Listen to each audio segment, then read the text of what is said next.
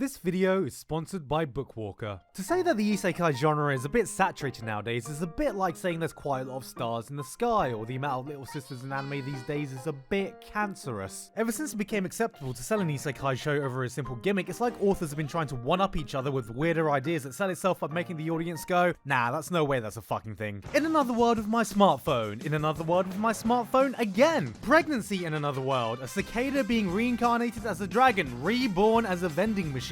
Becoming a super-powered prostitute in another world. These are all real, by the way. All of them are light novels you can read right now. That's how deep we've gotten. I'm just waiting for the day we get a female protagonist who gets reborn as a garbage can so we can have the wet dream we've been waiting for. Literal trash waifus. When an isekai title gets popular nowadays, it's normally because it's a show that is able to do something unique with the genre, something that goes against the trends we've seen so many times before and have a different approach. So lo and behold, my surprise that the most beloved isekai of this entire year would go to one that is the complete opposite of this idea. An isekai that just completely embraces what the genre is about, taking some of the best aspects we've seen done before and drip feeding it to us in a little wholesome package. Enter That Time I Got Reincarnated as a Slime, a show about that time someone got reincarnated as a slime. Remember when I said Bunny Girl Senpai had a stupid title for having nothing to do with the show? Well, this is the opposite problem. Slime Tensei, aka Slime Art Online, aka In Another World Without My Smartphone, is a show that does everything you'd normally look for in a typical isekai, even if the initial premise can come off as a bit gimmicky. You had a guy who died via stab wound this time, because Truck-kun's schedule was booked out with undead zombie idols, before getting reborn as a slime in a fantasy world! Of course it's a fantasy world. The initial thing that draws you into the show is that gimmicky hook and the light-hearted comedy. You had an all-powerful dragon who's actually a tsundere, a guy whose dying wish is for a bro to destroy all the porn in his computer, as any of us should be worried about before we die. And the amusing idea of lol, XD, people are getting owned by the least threatening looking slime in existence, ha ha ha ha. But my main concern was what it would do differently once the novelty of just having the protagonist be a blue blob wore off. And it turns out the answer was nothing. The brilliance of this series comes not from what it does to make it unique and stand out from other shows of the genre, but from what it fully embraces from isekai and runs with. Our slime friend is completely overpowered with a myriad of abilities that makes him one of the most powerful beings in this world, with women falling at his feet, even though he doesn't have feet, acting like, "This is a pit of slime. You guys will get in it." With nothing really new regarding the structure or world that we haven't seen before, and yes, it works because it understands the core appeal of isekai as an escapist power fantasy, but manages to avoid it degenerating into something cheap and trashy, and instead goes down the route of making everything so goddamn wholesome. The main drive behind the narrative comes from our slime boy protagonist Rimuru, just trying to make the world he's arrived in a better place. Even though he's an all-powerful monster, he just tries to befriend and make peace with everyone and everything. Conflicts and fights are still present, but they are always used as a last resort when every other option has been exhausted. We talk a lot about self-insert characters in isekai, a protagonist that's meant to represent an idealized version of us that we can project ourselves on. And while most shows take this opportunity to portray some antisocial nerd who actually has some hidden talent that makes him so cool and brooding that people just didn't understand in this original world, apart from his little sister of course, Rimuru just represents that part of me of whenever I play an RPG, my first playthrough is always playing the nice guy doing the good route. I always complete every side quest requested of me by random characters. I choose all the nice dialogue options and choices that lead to all the good endings because I just want to see everyone around me be happy and cheerful, okay? And that's what makes him the backbone of this series,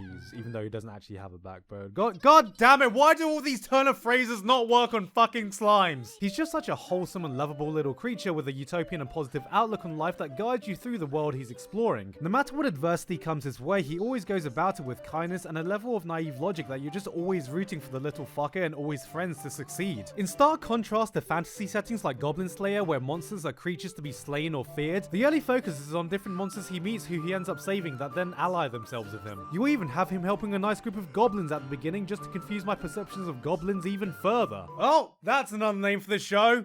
Goblin Saver. I think he's a good metaphor for the show itself. Cute, bubbly, and idealistic, but can absolutely kick ass when needs be. He is the binding that makes this isekai work. Even if all the girls want him, it doesn't feel like trashy harem base because of his genderless form. So despite the fact he can be swimming in a sea of bouncy tits, it somehow just comes off as adorable. However, there is one other thing that really drew me to the series, which I thought the early episodes kind of hinted at, and because I wanted to see if I was indeed correct in my assumption, I did what any impatient degenerate would do. I read ahead in the manga and light novel, which were all available in Bookwalker, hint hint. Now, for anime only people, I'm not going to spoil any plot points, but I did want to take this opportunity to talk about what the show is about overall, and why this is such a big strength, which, if you've been following the structure of what's happened so far, you can kind of already guess at, because it's to do with the village that has now formed. To me, the village is the other centerpiece of this show, and will only grow in importance as the series progresses. Right now, we followed the village from its inception of just a group of weak goblins to the addition of wolves, ogres, and other monsters, while constantly improving the quality of life with more advanced infrastructure. And so far has been done at a very natural pace that logically makes sense. Our buildings kinda suck? Well, better search for someone who has engineering knowledge who can help build more advanced housing. Well, better set some ground rules for everyone to follow, which as the population increases will only get more intricate and will form the basis of law. There is constant growth and progression, whether that be with the village itself or the monsters who get an evolution after getting names by Rimuru, which thank god he's more mature than my 13-year-old ass who named his Metapod Penis, which was just stupid and immature, and I don't know why I found it so funny at the time. I mean, it's just a Metapod named Penis using Harden.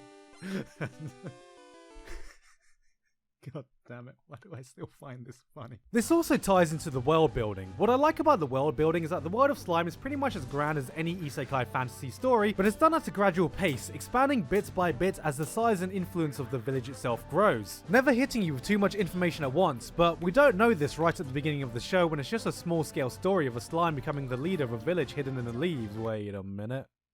Is this the fucking prequel to Naruto? Eventually, the village grows to a point where more complex and intricate issues need to be considered, and this is what I found really interesting. We get the formation of culture, the development of science, and then you have politics and public relations to consider. Trade agreements, resource management. The entire show is essentially like watching someone play a game of Civilization from the beginning, trying to get a culture or diplomacy victory. And judging from the length of the series, it'll probably last as long as a game of Civilization 2. Of course, its approach to this is a simplified utopian fashion, but that's what makes it so wholesome and satisfying to watch. It feels good watching a civilization grow where everyone can work together to overcome their problems instead of fighting against one another. And I'm sure this could be a turn-off for some people, but I appreciated how easily certain things could get resolved instead of just faffing about with it, so that I could see progression towards the final goal, which I'm guessing is gonna be world peace. In that sense, that time I got reincarnated as a slime can almost be seen as the anti-overlord, or maybe they're just exactly the same show, but this is just the Paragon route playthrough. In fact, it's reminiscent of a lot of other isekai and fantasy settings. The evolution of society and politics reminded me a lot of Log Horizon. You've again got demon lords, you've got goblins this time that aren't fucking, you've got lizard men this time that aren't fucking. But the biggest thing I like about Slime is that it never loses focus. The arcs always take into account the next natural evolution and growth for the village, which is what made it so easy for me to blast through. There have been isekai that I like, and I like a lot, but I've always found that there's been something that's happened that's made me lose excitement. But from what I've seen and read ahead of, Slime never falls into this pit. This is what I mean when I said the strength of this show originates from what it fully embraces from this genre. It doesn't exactly do anything new, but it's the best of every world given to us in a nice, neat little package. And I don't know if it says something that we've had so many isekais with so many twists, gimmicks, and subversions of the genre cliches that they have in essence become cliche itself. So an isekai just going back to being isekai again feels weirdly fresh. That's right, we've done it, people! We've gone back to the fucking beginning. Isekai literally just re-zeroed itself. Last year when I made that video on isekai, I ended it with a point that Slime has proven true this season. Whilst most shows in the genre have fallen flat and haven't appealed to me in any way, I did say that if something came along that offered a fresh experience I'd enjoy, then I would welcome it with open arms, and Slime has done just that. It's shot up to be my favorite isekai I've seen in years, and one that fundamentally adheres to the tropes you'd expect from the genre. So apparently I'm not done with the isekai genre just yet, and I'll be waiting for whatever weird fucking concept the genre comes up with next. But surely it has to slow down sometime, right? I mean, at this point we might as well start a new religion, Isekaiism, where if you die, you don't go to heaven or hell, you just get reincarnated as an isekai protagonist. Unless you already believe in reincarnation, which would mean... oh, fuck. Are we in a fucking isekai right now?